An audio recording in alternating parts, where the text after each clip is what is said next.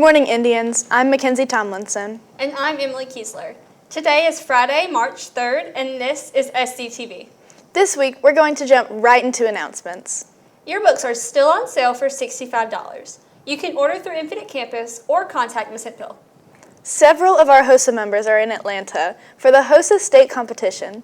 They have been preparing and training for weeks and will be competing against other schools in Georgia. We will have the results from that and an update next week. We have an unusual day of learning planned.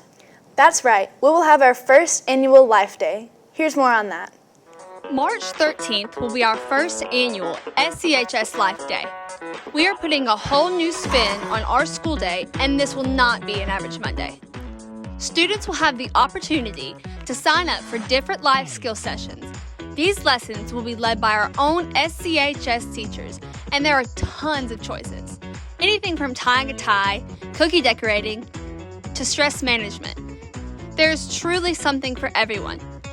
Also, that day, the Be Pro, Be Proud truck is rolling into our campus and will give students hands-on experience as they walk through the mobile workshop and explore different careers and technology that is used in the workforce.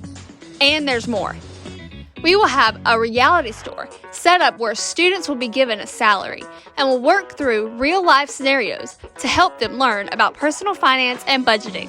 So come ready to have some hands-on learning fun. Monday, March 13th, and let's do life together.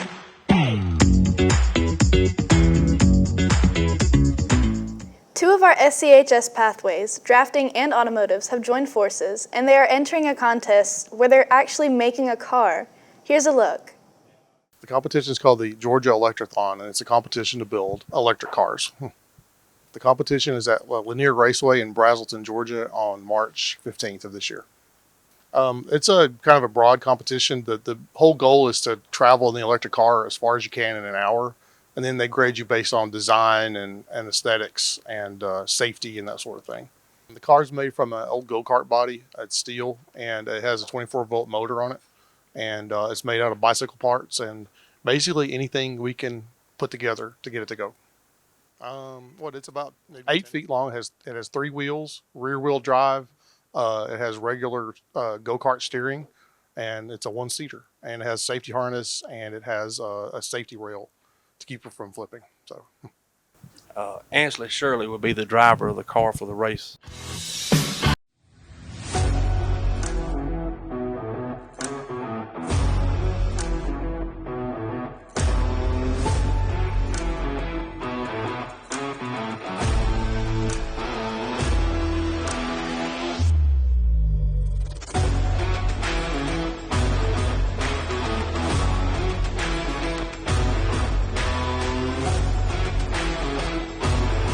Recently, in the state of Maine, a lady won $1.35 billion when she bought a lottery ticket at a local gas and grill store.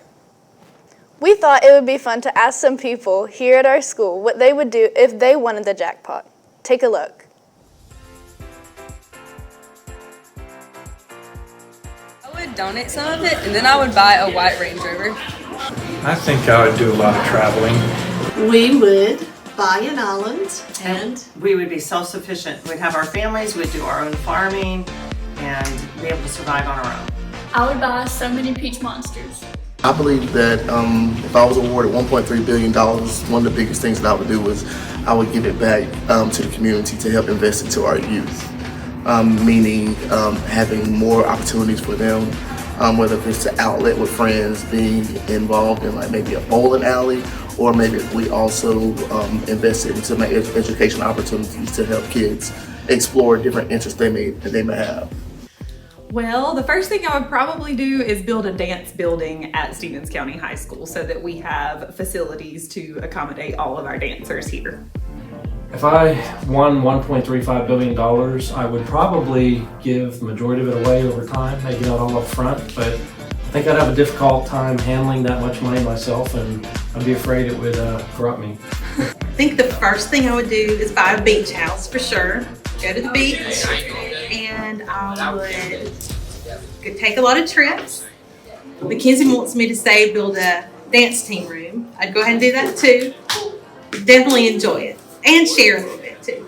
I would buy a house with Justin Bieber and then pay for him and Hailey Bieber's divorce. I would buy a house and then I would let Andrew Swanson know that my doors are always open. Recently, the JROTC program welcomed a special guest. The topic presented was to raise awareness for the blind and the importance of service pets. Take a look. I am the state chairperson for Leader Dogs for the Blind for Georgia Lions, and I'm here speaking to the junior ROTC cadets about Leader Dogs for the Blind, about service animals in general, how we function, and what it's like to be blind. So to my left is Leader Dog Shadow. He's actually retired Leader Dog Shadow. Shadow has worked for me from July of 2015 to July of 2022.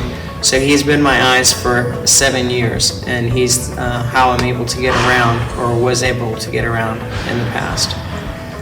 Leader Dogs for the Blind is a program up in Rochester Hills, Michigan. We have been serving our clients since 1939, and over the last 80 plus years we have served over 20,000 clients.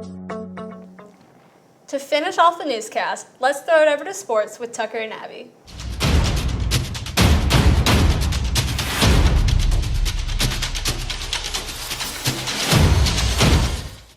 Thanks, ladies. We had an absolutely wild week of sports last week. Our baseball team started their busy week last Friday against Rabun County, where they secured the dub with a score of 7-3. They played again on Monday against Elbert County. It was a hard-fought battle, but in the end, they unfortunately lost 8-4. On Wednesday, they played Jackson County, where they sadly lost 2-8. Tonight, we have a rematch at Rabun, so come out and show your support. Boys and girls soccer also had a busy week. They started Tuesday night against Madison County. The boys won 2-1. And the girls lost 1-7. Tennis played at home against Hebron Christian Academy on Tuesday evening. The girls unfortunately lost 2-3. But the boys fought hard and won with a score of 3-2. Our track team had a meet on Wednesday at Rabun County. We'll have an update on it next week. The rifle team defeated Smelbert County on the road last Thursday with a score of 1,061 to 1,048.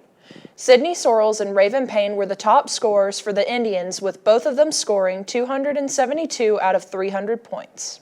Katie Ellison scored a personal career high of 271 points, and Brendan Yachoya also scored for the Indians. They also competed Tuesday against the Aquinas and claimed another victory there with a score of 1,069 to 878. Raven Payne led both teams in scoring with a score of 281 out of 300 points. Also scoring for the Indians was Sydney Sorrells with 273 points, Brendan Yachoya with 268, and James Morgan with 247. The Indians are now 8-1 and competed on Wednesday in a doubleheader against Jackson and East Jackson. More on that next week. And that concludes this week's newscast. Have a good rest of your day, and go Indians.